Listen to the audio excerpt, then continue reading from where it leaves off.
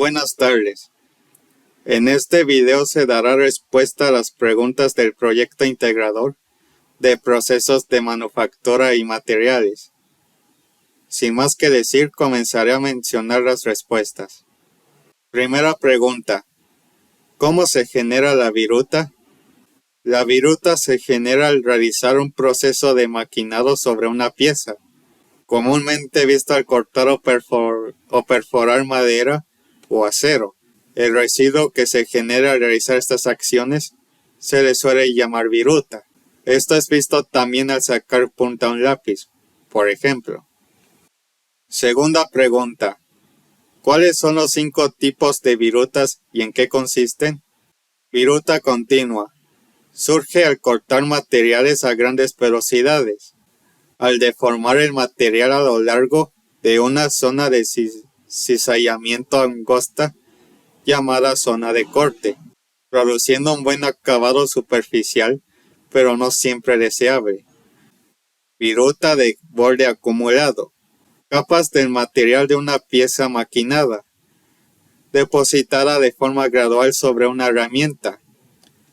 Mientras más grande, menor estabilidad tendrá y puede terminar rompiéndose. Viruta escalonada o segmentada. Tipo de viruta semicontinua con zonas de alta o baja deformación por corte, con aspecto de diente de sierra. Viruta discontinua. Segmentos que pueden permanecer de forma fija o floja entre sí, formados por varias condiciones: materiales frágiles, materiales con impurezas duras, velocidades de corte muy bajas o muy altas, cortes a gran profundidad y falta de un flujo de corte eficaz. Viruta en forma de rizos. Desarrollan una curvatura al salir de la superficie de la pieza.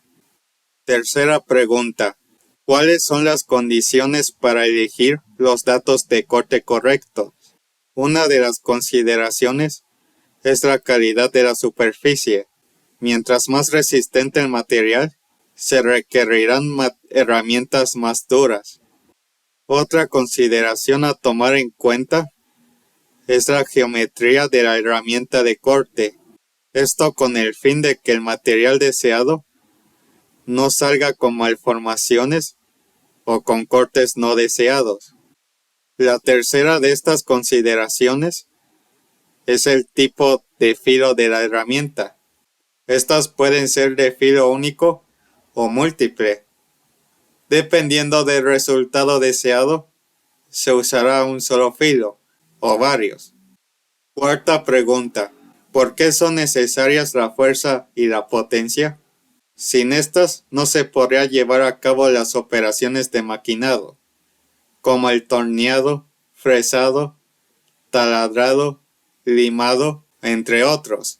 Se debe aplicar cierta cantidad de fuerza para que el proceso sea eficaz, pero sin usar demasiada, ya que generaría resultados no deseados. La potencia también debe ser medida para lograr cortes dentro de la medida de lo deseado y rápido, con el fin de obtener un limado eficaz, por mencionar un ejemplo. Quinta pregunta: ¿qué es el acero? Un material de fabricación y construcción versátil, altamente maleable y adaptable, con precio relativamente bajo, con su resistencia y alta posibilidad de ser trabajado. Se presta para fabricaciones mediante muchos métodos. Sexta pregunta: ¿qué es la resistencia al desgaste? Es la oposición de un material ante la erosión al entrar en fricción con otro material. Séptima pregunta: ¿por qué el acero al carbono es considerado como el metal más duro del mundo? Por su alta resistencia al desgaste, ya que el carbono hace que este material sea más resistente, incluso con solo 0.03% de carbono en su aleación. Octava pregunta: ¿qué es un tratamiento térmico? Es un conjunto de operaciones de calentamiento y enfriamiento con el fin de mejorar las propiedades mecánicas del acero como su fuerza, dureza, resistencia y elasticidad, sin variar su composición química. Novena pregunta. ¿En qué se aplica el revenido? En acero previamente templado, con el fin de disminuir los efectos del proceso de temple y conservar parte de su dureza y aumentar su tenacidad. Décima pregunta. ¿Qué es la cementación? Es un tratamiento termoquímico realizado en el acero de bajo carbono y no templado. Su fin es aumentar los niveles del material grafito en la capa superficial. Al pasar por este proceso, el material tendrá dos capas, una cementada y otra sin cementar. Onceava pregunta. ¿En qué consiste la cianurización? Tratamiento termoquímico aplicado en acero con el fin de obtener una superficie dura y resistente al desgaste. Se introduce el material en una solución a cierta temperatura en un baño de cianuro fundido, ya sea cianuro de sodio o cloruro de sodio.